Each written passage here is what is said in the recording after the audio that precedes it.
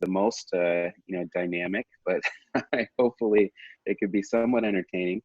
And my goal today is to just speak a little bit about my journey, but then what I would like to do towards the end is maybe have a Q&A, but I'm going to prompt you right now for that Q&A by asking you a question regarding your organization or business, and so that you can start thinking about this, and then we'll have maybe more of a dialogue.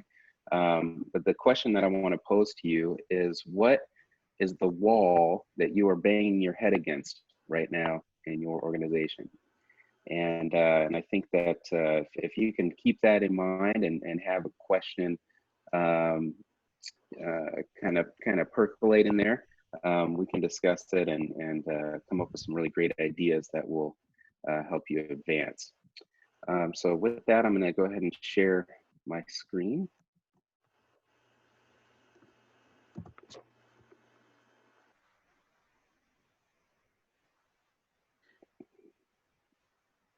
And I put the question in the chat box just as a placeholder reminder for you all. So like Sydney said, I'm the current director of business development at Periodic. I've been here for about for a few months, since the beginning of the year. And at the end of the year last year, I made a really tough decision to close down my business. I'm going to be a little open and honest here about the circumstances. I had taken a long hiatus because of family issue at home. I had the misfortune of going through a divorce, and it was truly the hardest thing that I've ever gone through in my life. And they don't really tell you what to do in business when emotionally you can't function, right? And there are some things that I had done really well to prepare myself for things that were difficult, and there are some things that I didn't do so well. One of the things that I did really well was I put together some systems and processes that would allow my team to continue operating without me. I remember that morning, the morning after, the big news dropped on my plate, I was completely blindsided. And I came in and I said, hey, everybody, I'm going to take a leave of absence while I sort out what's going on here, where we deal with some of this stuff. And I said, the systems that we've put into place and people that we have here are good enough and smart enough to run the company while I'm gone. And a lot of the way that we run our company was all contained in this book that I had written. And we had used this process called Scrum, which is used in software development, and it is used in universities, and the military uses it. And I probably shouldn't say their name out loud, but the New England Patriots use the system. And so when I learned about it, I was like, oh my gosh, this could really adapt to the trades. This could really, really work in my business. And it essentially allowed me to manage my business on a handful of meetings, and then to have space in between where my people were empowered to perform the work. And so I was very fortunate that we had these systems. And one thing that I learned over the course of those 3 months while I was taking time off, I mean, initially I was really only going to take a month off, and then a month turned into 3, a month turned into 2, and then 2 turned into 3. And so, what kind of business can go 3 months, without a leader present? Well, it's really difficult. Your people, what I found, need a leader. They need somebody who can, listen to them, with their problems, shouldering the responsibility of everything. It's really difficult for everybody. And so, when I got back, it was apparent that they were missing their leader. And I have to be honest with you, I just didn't have the fight left in me. I had been running the business for well over a decade, and it felt like it was just time to find something new. And so I was working with within the company, that I built.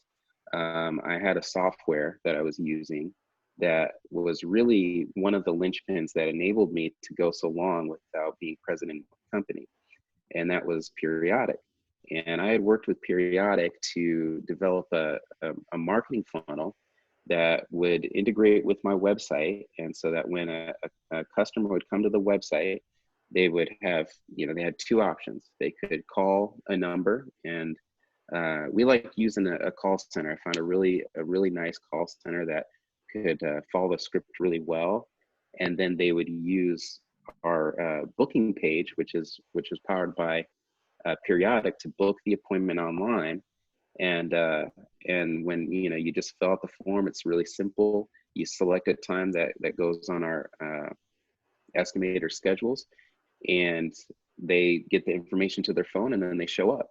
And we had a couple sales reps at that time, and that made it so that I didn't need a receptionist. I didn't need a scheduler. Everybody that was interested in our company, using our company, would come to the website. As Cindy mentioned, I'm a story brand guide. That is there's a really great book called Building a Story Brand by Donald Miller. That if you are struggling with getting clarity around the message of your business and conveying what you do to your audience, this is really the book for you. There's a 7-part framework that helps you to position yourself as the guide as opposed to the hero of the story. We want the customer to be the hero, and we want to be guides that help them through the journey. Because if you think about it, they're thinking about, they have to solve their problem. They're not thinking about who's going to save them. They don't consider themselves the damsel in distress in the story. They consider themselves the Luke Skywalker. I have a problem and I want to solve it. And then your company is supposed to step in as the Obi-Wan Kenobi or the Yoda and help your hero, come up with a plan to reach victory. And that's the whole premise of Story Brand. And so I became a Story Brand guide. And with the guide program, they teach you how to develop marketing funnels. And so I had revamped my entire website to be a Story Brand marketing funnel. And it worked really, really well at just getting people in, understanding their problem, empathizing with them, establishing us as the authority and the guide, and getting them to book the appointment. And all of that was automated. I never had to deal with anything. Our sales reps are really trained well, and they got the information on their phone. They show up, they do the bid. In our system, we would have the bid done on the spot, so the customer could get pricing right then and there. And our numbers were, of the people that closed, which was usually about half, 43% of them closed on the spot, which is a pretty good number. 43% of people who were going to choose us would close on the spot. Another 43% would close within 2 weeks after that, and we had an automated email sequence to allow that to happen. And then the remaining, I guess that would be 14% or so. The math on that, 43 plus 43 is 86. Yeah, 14%. The remaining 14% would close after the 2 weeks, right? So we had these things dialed in really well. And the way that Sprint works is you have 2 meetings, a planning meeting at the beginning of a 2-week period and a review meeting at the end of the 2-week period. And so what we would do is we would give all of our work orders to the crew at the beginning of the sprint. And we had a nice folder that was customized and designed for our company. It had all of our processes on it. we put the work orders in the folder, we hand them to the folder, and then the crews were empowered to reach out to the customer and to schedule the time within that sprint that they're going to do the job. They perform the job, they do the final walkthrough with the customer, get paid. All of our payment processing was automated as well. So it's just a really, really great system for an owner who, you know, like to go on vacation from time to time. But, you know, sometimes stuff happens, and like it did with me, and my business was able to sustain itself for really, you know, in terms of small business, I think a 3-month, I mean, imagine being able to take a 3-month vacation that wasn't related to a personal disaster. But, you know, those things happen in our lives, and they're hard. And I think that, you know, there probably are a lot of people right now relating to a 3-month disaster. You know, my 3-month crisis happened a little bit before COVID. But a lot of folks, their personal crises are happening right now, and they're continuing. And so, you know, part of the reason why I ultimately decided that I needed to move on from my business was because I did a workshop, and I performed this workshop. So I was, you know, for others, but I was performing it on myself. And it was a mission statement writing. It helps you write your mission statement. And so I wrote the mission statement for Color Theory, my business. And I was really proud of it. I thought it made a lot of sense, and I thought it served the customer well, and it identified the kind of people that I wanted in the company to be able to serve the mission. And then I did a personal mission statement, and I realized after doing the personal mission statement that the two were in different directions. What the company wanted for our customers wasn't really what I wanted to care about in my life. What I really started caring about was other business owners, other workers and business owners that were going through the things that I was maybe going through, the loneliness that you feel as an owner,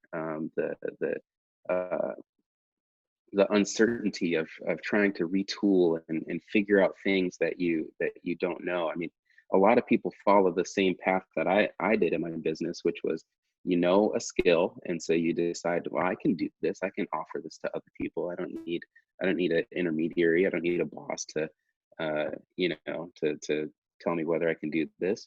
I'm going to do this on my own, and so you start doing it, and then you increase in the amount of work that you're trying to process, and so you need help, and so you bring somebody on to do the task that you typically that you already know how to do, and you do that because you know how to do it, you know how to train it, and so you end up training the skill that you have, and then you venture off into a piece of the job that maybe you don't know very well.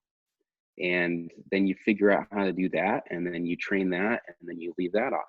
Well, the problem with that is that usually we gravitate to the things that we like doing first, and the ones that we can figure out first, and we leave the stuff that we don't know how to do. And that's what I did. I honestly, I really loved painting. That was probably my favorite thing to do. I went to art school. I loved the craft. I loved the visual payoff at the end. But it was the first thing to be taken off of my plate. And then I really enjoyed the sales. I liked the process of working with my customers directly, and I was very good at it. You know, my people probably had, you know, closer to somewhere between a 30 and 50% closing ratio. My closing ratio was, if you average the entire year, it was about 67%. But there were times where it was 80%. You know, it was a very high. I had a very high closing ratio in my company, and that was the second thing to go. And then I went into marketing but I left the finances and the really tough customer service complaints to the end, because I didn't have a good handle on it, and it left me with a job that I didn't really like. And so I did it backwards. I wish I had held on to the things that I loved about the job and delegated around me. I used to lament that I didn't have a business where people went to school for this job. And then all of a sudden it dawned on me is that the things that I didn't like were the business administration, and people actually happen to go to school for business administration. Some of them even get masters in business administration. And so I could have very well have hired around me. But I was constantly in this battle of retooling and learning new things. Well, the mission, like I said, that was so important. And here I am on stage speaking to a group of over 1,000 contractors about how important it is to have a personal mission and to have your personal mission in alignment with your business and with your business goals. And I truly believe that having a strong personal mission, that it's what sustains you, it's what gets you up out of bed in the morning. And so as I was kind of, in this period of needing to find a new direction in life, I wanted something that I believed in, something that would turn business ownership from the curse that I had sometimes felt it was into the blessing that I knew that it could be. And when I was talking with Periodic and understanding what their mission is and what their product is and what they offer, I really felt like it was such a key tool in my ability to gain freedom in my business, that if I were to be able to work with other business owners in this capacity and coach them through designing technology solutions that can help their business run more efficiently, help it run so that they don't have to be keeping everything in their head, so they don't have to be chasing down leads and playing phone tag and follow up, and all of these things that they're things that a computer can do, but our time is so bogged down that by these logistical things that we don't have time to really be human in our business. We don't have time to do these quintessentially human things. And so I'm really interested in technology systems that can reduce the amount of I guess mechanical things that we have to do in our businesses, and allow us to be more human and allow us to connect better. So a couple of initiatives that I'm doing, to promote not only myself but my company. I was asked to be the host of the Paint Ed podcast, which is a podcast ran by our trade association, the Painting Contractors of America. It's got a lot of listeners. It's very, very popular among the paint contracting community, and it affords me the ability to talk to a lot of contractors and help them with systems that I use, especially with our product. I mean, it just allows me to connect with them and provide value. And then let me check my schedules of podcasts that we've started at Periodic. That applies to a broader, more of a marketing base. So Periodic it's a great company to work for. We have a really wonderful team culture. Everybody here is just so awesome to work with, and working in a space like the mill is really awesome. Our core features are scheduling, form building, automated messaging, resource management. And we have a variety of customers, and we focus on deep integrations with enterprise systems. I'll show you a couple of these, and some of them are interesting because they've come in direct, their response to COVID. Some of the more recent ones. So My Faith Time is one where churches have come to us with, they're coming back to church, and they're trying to manage the number of people that are in the building at a time. And so we were able to create My Faith Time, which allows parishioners and church members to sign up for a slot online of when they can go in and have their devotion, and the administration of the church can see who's coming in, and they can modify it according to their church. And it's been really helpful for churches to get people coming back and congregating again. And our website for that is myfaithtime.org. Another one is Smith College. Smith College is a client of ours that uses our product for scheduling lab equipment. Now, colleges all over the country right now are, some of them are having full starts, and there's a lot of hybrid models going on, and there's just so much. It's just so wild. But there are a few things that you just can't do virtually. You can't operate $1 million equipment virtually. That has to be done in the school environment. It has to be done in a class. But how do you organize that in a safe way? How do you manage the time when students are in there to do their work, and fitting in time to sanitize and doing other things? The other thing that Smith College is looking into is how they can use periodic for advising appointments and office hours with their professors. And so something that we're, if you know anybody who is the department head at a school, or that could use something like this, we would love to talk to them, because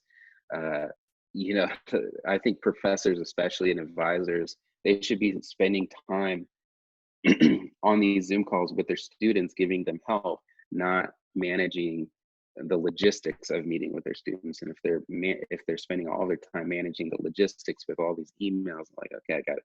When does it work for you? When does it work for you? Okay, Tuesday, how about it?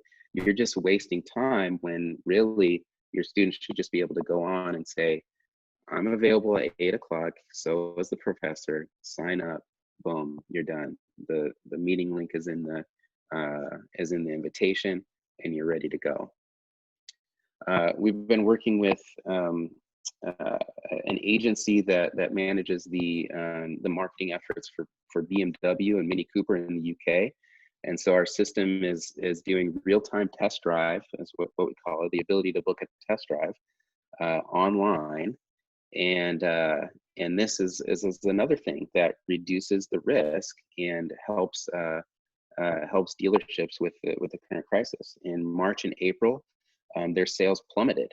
They're slowly climbing back, but the consumer is tepid about going to the dealership, and they're more likely to do their research online. And if you can make it so that you can just book an appointment, book a test drive, allow them to allow the dealership to drop the car off at the home, being more touchless of a system, consumers become way more, I would say, assured that they can enter into this buying process. So this is a deep integration, where the way that the system looks is vastly different from other ways we've done it. This is a company called Boat Class, and they sell boats, and they offer classes for learning how to drive a boat. And so our system can work well for all kinds of classes. I think I didn't, let me see here. There's one that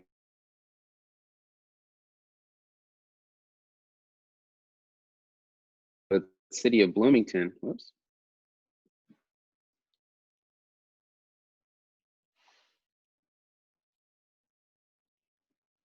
So city of Bloomington, they needed a way to manage the schedule of their animal shelter. And so now you can sign up online for animal adoption visitations, for surrendering an animal, for picking up a foster, and for getting veterinary care. And so there are tons of ways that the city of Bloomington, and this is just this is just a screen grab from the one department. They're using it to schedule conference rooms and other meetings internally with each other. It really makes for a smooth process when you know, before, like it was with the animal shelter, you would have people just coming in, right? And you'd have all of this foot traffic, and it's just not as safe, right? And so these are ways that we're adapting our product to help the current situation. I think it's really interesting that when the world has a unified crisis, we all get really, really creative. You know, I've been really interested in, you know, so like if you go to a restaurant, right, that's a scary thing in and of itself. But now a lot of the restaurants have these QR codes on the desks or on the tabletops, and you can go in with your phone, take a picture of the QR code, and it'll bring up the menu online. And so that reduces the amount of touching that goes on with the menus, but it's also kind of a better way. It's a little bit better of an experience as a restaurant goer, and I would think as a restaurant owner, you can change your menu more often. You can adapt it to what's popular. You can promote things better. A traditional menu, it's very expensive to print menus, and once you print that menu, you can't do anything with it. The prices are the prices. The you know, the lineup is the lineup, and you can't be adaptable.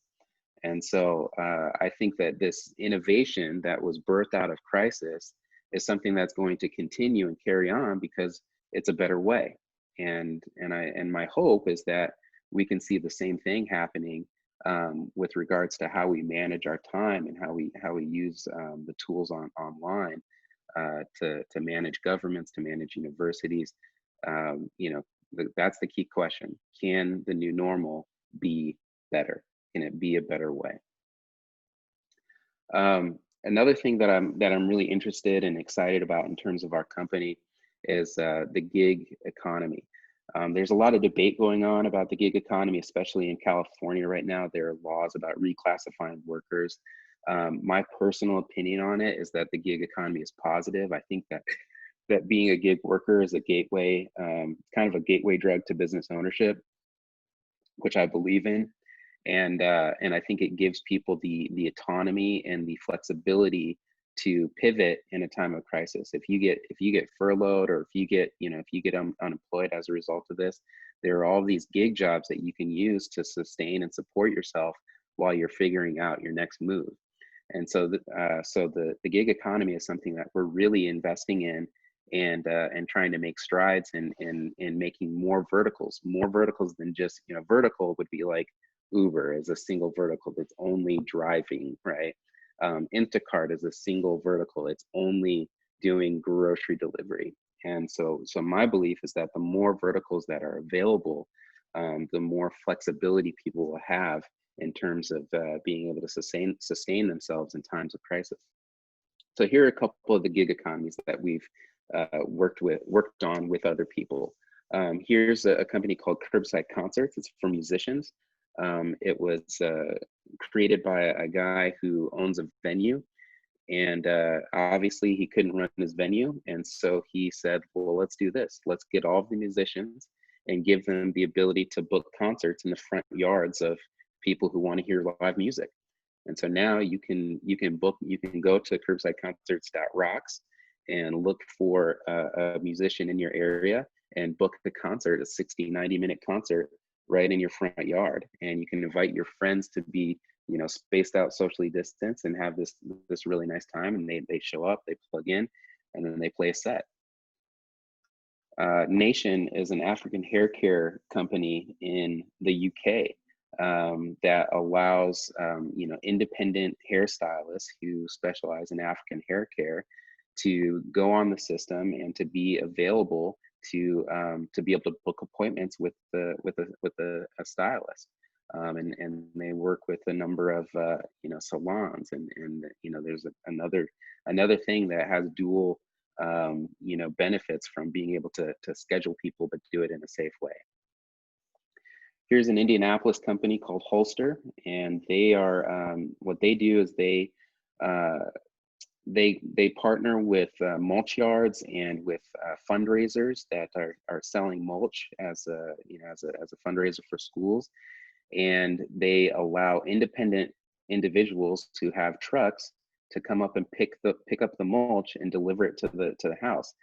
The interesting thing here is that a lot of mulch yards don't like doing deliveries to residences because it's a low, it's a low cost or it's a low margin proposition for them. And so a lot of homeowners typically would have to pick it up themselves. And then in the case of fundraisers, the homeowner would have to pick it up themselves. Well, with Holster, if you've got a truck and you've got a little extra time to spare, you can go on and claim a pickup and bring it to the house, and the app allows you to get paid, and it sets a time, and it allows you to pick the specific type of mulch.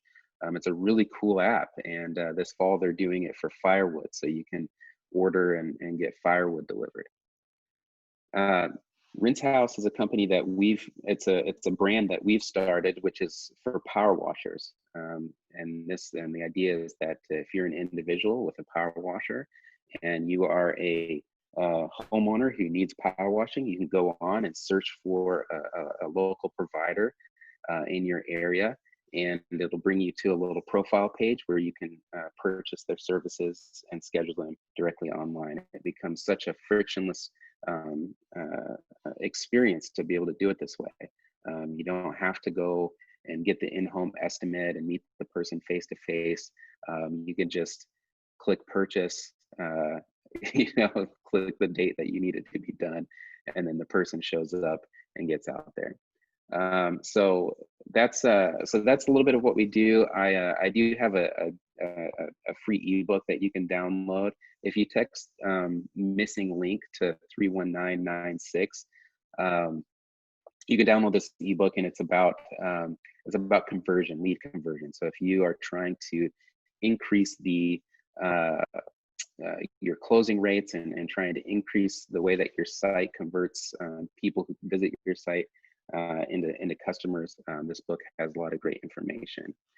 So with that, I will end my screen share here, and we can talk. What questions do you have? Especially as you're thinking about the wall that you're banging your head up against. I'd love to hear those questions, and I'd love to dialogue about it. Torlando, first, thank you for your honesty about your setbacks, because I think those are things where we can all relate, those times in our life, and those are times of great learning, as you've so competently expressed today. So thank you for just being so honest with us today. And the journey you've been on is really fascinating, and what Periodic does. That response in the time of COVID is pretty interesting to think about the way a crisis can foster innovation. So I'm curious about other folks, their response to what you've said and the questions that they have. So I'm going to be quiet for a minute and let you all share any questions you have with Torlando.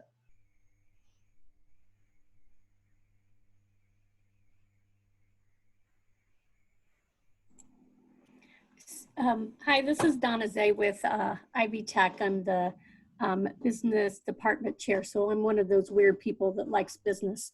I just wanted to echo what Cindy said about your vulnerability and sharing, your struggles, because we've definitely all been there or are there right now. So, and your perspective of creativity coming out of that, of lessons learned, all those things is appreciated so much. And it's neat to see how you've pivoted your life when you got to those points and took care of yourself and kind of went in a different direction when it was time to do that. So I know at the beginning you said, maybe your story isn't that exciting, but it's very real and appreciated. And you are so well spoken and, just expressed your ideas and your experiences so well. And I just wanted to say thank you. I don't really have a question, but just Thank you. appreciate what you shared with us all today. Thank you. I appreciate you. Awesome. Hey, what made you decide to write your book? Yeah, that was an interesting story. You know, I actually wrote another book before that, and I didn't like it, so I trashed it. How it came about is I was involved. I was getting more and more involved in the PCA. I had been speaking at different events. I'd been traveling to different Sherwin-Williams pro shows and as a speaker. And so they had asked me to prepare a webinar and to put together a workbook for it. And the workbook initially was supposed to be really short and functional. And as I started writing, I couldn't stop. And there's this American writer, I'm forgetting his name, but he said that if you're not staying up at night to write your book, people won't stay up at night to read it. And so I was just staying up so late, just pouring into this book, and I got about halfway through, and I talked to my contact at the PCA, and I said, hey, I think I have a little bit more than a workbook. I think it's a real book, and I was already maybe 90 pages in, and so I just kept going, and they supported me, and they helped with the proofreading, and I wrote probably 7 different drafts, and there's still typos in it. So yeah, it was quite the feat. It took about 18 months, and then I did ultimately create a workshop around it, and perform that workshop pre-COVID in Arizona at the National Expo, and so that's kind of how that came about. Nice. And you're still involved with the PCA, right? And that's professional. Is it the Paint Contractors of America? Is that the acronym? It's the Painting Contractors Association. Okay. Yeah, Painting Contractors Association. Yeah, so I'm still involved, with the podcast, the Painted podcast, and I'm trying to work on a deal for with them in terms of.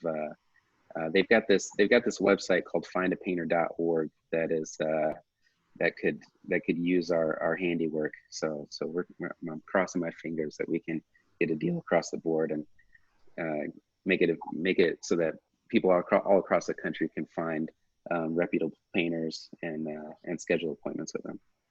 Awesome. I think more and more people are starting to realize that work doesn't mean I go to work at 9 and I work till 5 and then I'm done until Monday morning. You have so many other things going on, and I think that's becoming more and more people's realities. A little bit here, a little bit there, and you can feed your passion and your bank account all at the same time. So I applaud what you're doing for sure. Torlando, do you still have your painting company, or did you turn that over to someone else? Yeah, so I had a few contracts left over from the holdovers from the winter, where we just didn't, sometimes that would happen where we'd run out of good weather and have to hold them over. But my origin story, it really goes back to I was working with another company. I started my company when I was 23 years old. There's a lot of grit to that one. My first job, I showed up on a bicycle with a backpack of supplies. But the way that it worked, it was 2008 when it happened. And my boss, with that crisis, was like, I can't do this anymore. I got a family. So he went to business school and said, if I have any more leads, I'll pass them on to you. And my brother was my youngest brother, who's 20 years old right now. He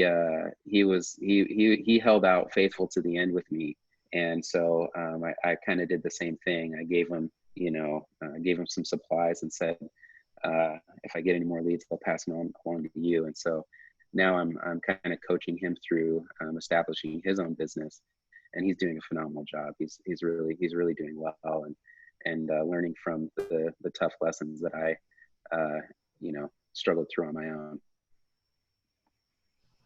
Torlando, that was an excellent presentation. As you were going through a lot of that today, what was going through my mind was you are wonderful and can help a lot of our people. I was making a list of referrals as far as where does Periodic operate?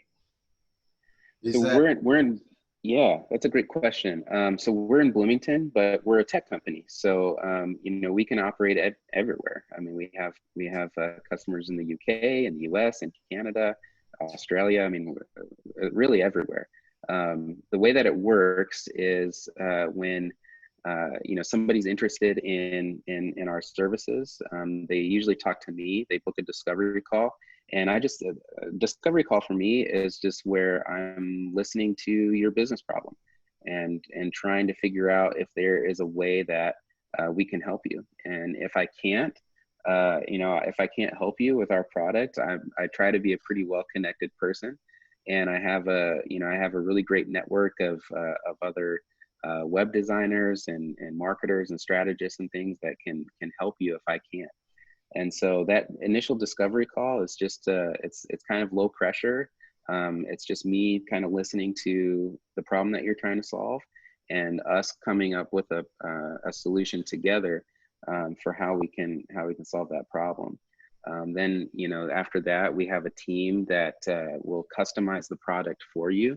We're really interested in systems that are deeply integrated and deeply customized. We don't want people to just have a one-size-fits-all widget that can't really do what they need it to do, or they have to kind of conform their business to how the app works. You know, we really are invested in working with you to have a bespoke product that will really be tailored to your business. So that's kind of how it works on our end. And our website is periodic.is. Okay. Thank you. I'm really curious about My Faith Time, that product. Mm-hmm. How did that begin, and how are you marketing that? That's another great question. So that really truly began out of COVID. You know, people, they were, especially in the Catholic community, they, you know, Catholic parishes, when they have their mass, I mean, it's tons of people. I mean, there's so many people. I mean, we have churches who are processing thousands of reservations per week. So, you know, trying to funnel thousands of people in when your church is at, you know, at that 40 or 50% capacity is quite the challenge. And so a lot of the things that they were using, like Eventbrite or Calendly or, you know, whatever, those just weren't gonna cut it. And so they, you know, the initial ones did a Google search, and we popped up, and then the rest of them were really kind of word of mouth and just, you know, sharing among other people. So we put up the website My Faith Time, and right now we're focused on the organic spread and the word of mouth referral. Yeah, I mean, I think any congregation that is recognizing that need and needs it, that, you know, we would love them to come to us. And yeah, every church gets an account manager. The one thing that I've noticed with the churches, it's kind of funny. It takes the first like 10 minutes of the discovery call is really helping them figure out how to do a Zoom meeting. It's like, okay, so, you know, this is where your camera is, this is where your microphone, you have to unmute yourself. You know, so the first 10 minutes is that, and then we can get into it. So it's a little bit older population, and but they're wonderful people, and we're delighted to be able to help them.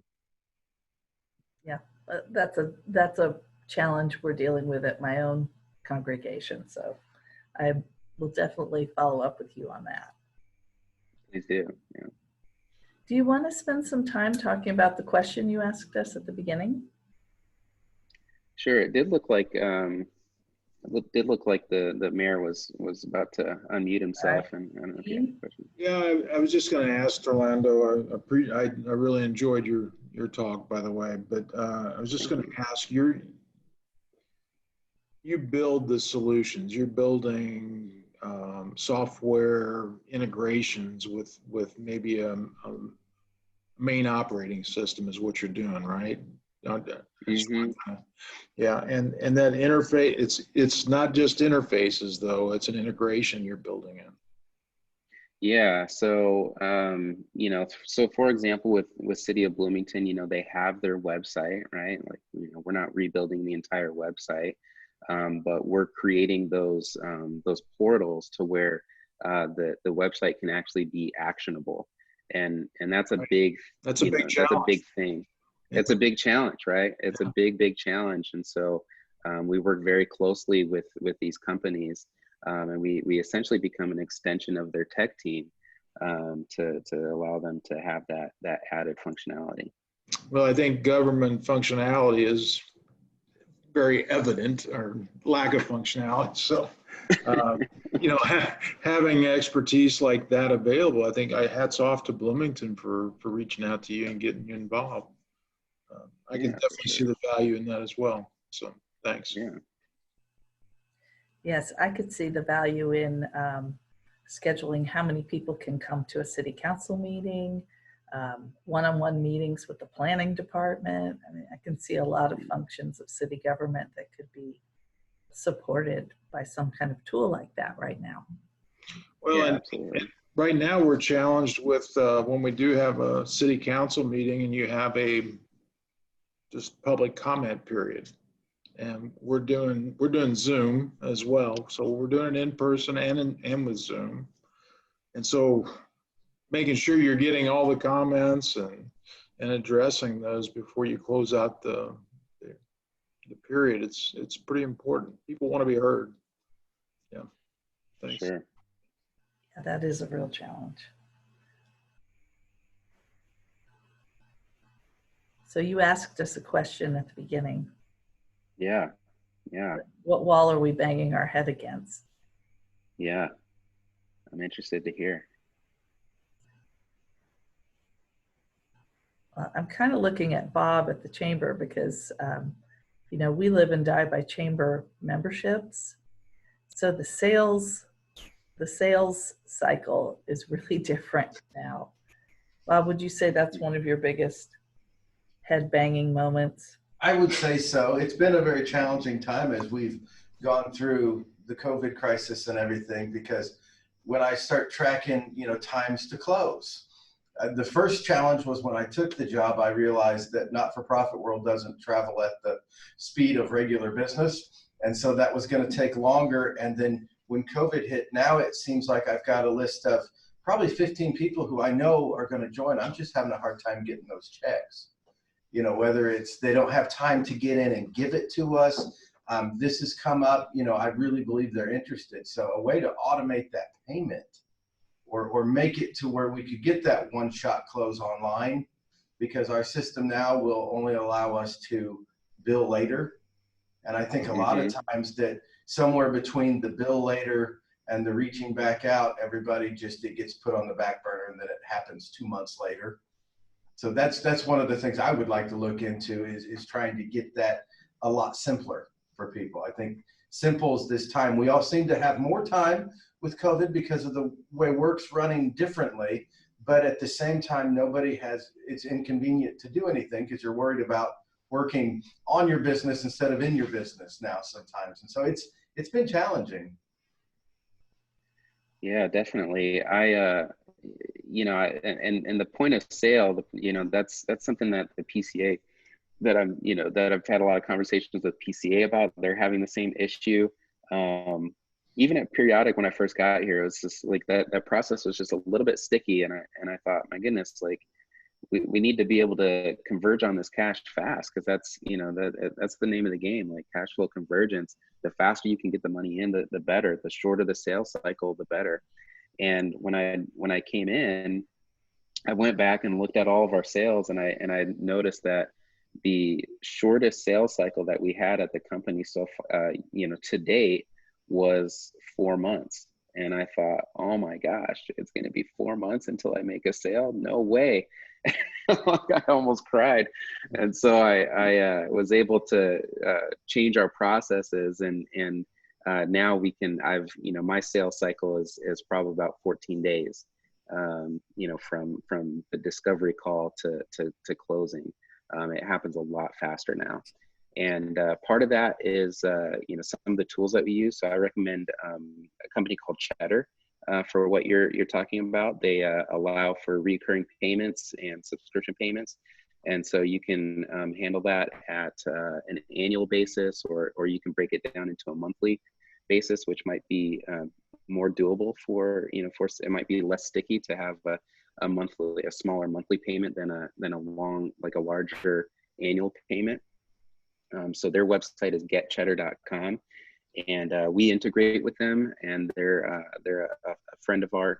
The company is a friend of ours, so I highly recommend going to getcheddar.com, and I think that can help you.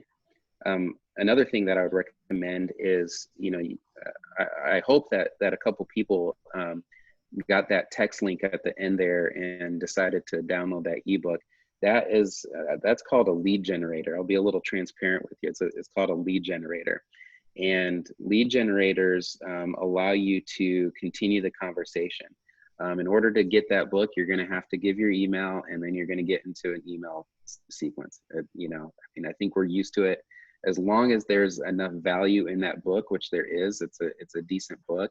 It can actually help you. I think people are willing to pay the price of their email for those kind of things. And so as you're doing these kind of events, which are really valuable, and people do want to connect, like we're getting stir crazy, and people do want to connect as you're doing these, just make sure that you're putting in those lead generators on behalf of Chamber, and getting people back to the website, back into the funnel, so that they can, so that they understand the value of membership, so that they understand what problem membership is going to solve. Good suggestions. It is 8:59. Donna or anyone else on the call, do you want to weigh in with your head banging frustration? I do have to go in a minute too, but I think obviously at this point, what we focus on is enrollment, and our enrollment has been down. For us at the community college level, we normally see late enrollment with our students. It's just typical of our students. It was down a lot this year. It's been said that everyone was frozen through COVID, and I believe that. We would talk with the high school administrators or dual credit teachers, and they said, parents and students, they weren't even getting to graduate. So then it's hard to even think about that next step. And then that next step is, are they going to go to college in the face-to-face format? Just so many unknowns. So we did see enrollment increase then these last few weeks. So we start classes on Monday, but it is not to the level that it has been in the past years. But we are continuing to have last-minute enrollments up probably through the first week, I'm assuming. And so we're getting closer and closer, but what we foresee is that enrollment is going to pick up. We do 8-week classes now. We have been restructured in a way that allows students to enter our programs 5 times a year versus the previous 3. There have been a lot of great changes that our administration has done to really help us be flexible and be prepared for a time like this. But I guess, enrollment, it's huge. If Dr. Combs hadn't left, he would tell you that, our funding is based on that. Our salaries are paid on that, just the whole model of how our institutions work. But in the end, we may see an increase. Whenever we're the opposite of the employment rate. And so when businesses are doing worse, we do better, vice versa. We don't want to see recessions, but when that happens, our enrollment goes up. So it's been very interesting times for us. So I would say the uncertainty is the most, head banging thing. We just have to pivot day after day after day, where we used to have a lot more certainty.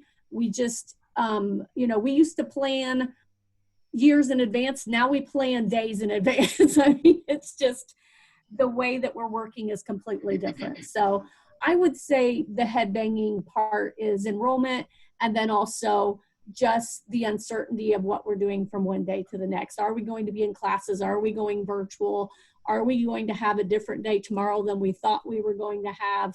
That's what we're dealing with. So not unlike all the businesses out there. Very relatable.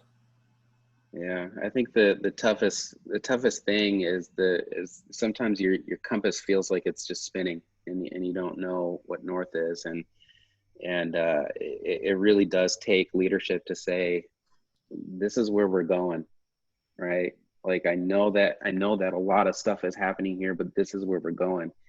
And I was in this workshop with he was the CEO of SureTape, which is the company that owns duct tape and frog tape and tons of the main 3M competitor when it comes to tape. And he said that sometimes we'll learn these new things or have these new ideas at the top, and we'll make a quarter turn, and the person below us has to do he did it like gears, like a system of a gear, and you do a quarter turn here, and this person has to do a half turn, and then the person below them has to do a full revolution, and then the person at the bottom, which in the case of students would be, they're just spinning out of control because of all the pivoting. So it's I think that what you said about the opposite effect, when employment is low, enrollment is high, I think that's your North Star. You have to trust that that's going to happen, because it is. I mean, that's where the economy is headed. And and I think in terms of people needing to do online classes and this and that, one of my biggest, like if I could go back and do college over again, I would have done my general eds at Ivy Tech, because just in terms of what my degree was, and in terms of the quality of the education that I was getting from the grad students that were teaching all of those gen eds, I felt like I would have been just fine doing it at Ivy Tech online. And so I think that a lot of students will be seeing that. A lot of parents will be making those decisions as they're trying to cut costs. Torlando, what is your degree in? Do you mind me? Digital art. Yeah, it's digital art. I have a BFA in digital art. I'm going to take forward with me today that vision of the gears. Thank you for sharing that framework, because that's really helpful as I think about the impact of COVID. I want to just be respectful of everyone's time and just say a big thank you to you, Torlando, for being so real with us. And it's been great meeting some of these new folks. Dean, great to have you on the call. Thank you for allowing me. We'll be back here next week. Stay tuned for more information on that. Have a great Friday. Have a great weekend. Thanks, Torlando. Take care. Thank you, everybody. Thank you, everyone. For the invitation. Bye-bye.